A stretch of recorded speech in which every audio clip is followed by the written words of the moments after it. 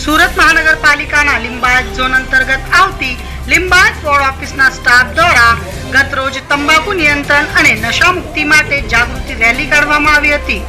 Ward ઓફિસના SSI Pravin પાટીલની આગેવાનીમાં પોસ્ટર અને બેનર સાથે નીકળેલી રેલી વોર્ડ ઓફિસ અંતર્ગત આવતા વિવિધ વિસ્તારોમાં ફરી હતી અને તંબાકુના વ્યસન સામે લોકોને જાગૃત કરવાનો પ્રયાસ કરવામાં આવ્યો હતો.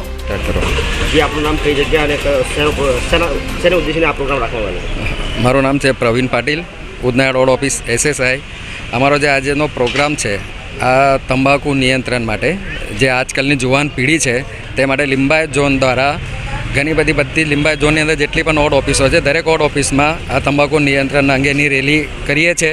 સ્કૂલવાળાની સાથે, હેલ્થ સેન્ટરવાળાની સાથે, આંગણવાડી કાર્યકરની સાથે, વિસ્તારના લોકોની સાથે આજે આપણી જે રેલી છે એ લિંબાયત ઝોનના ઉધના રોડ ઓફિસ ખાતે છે.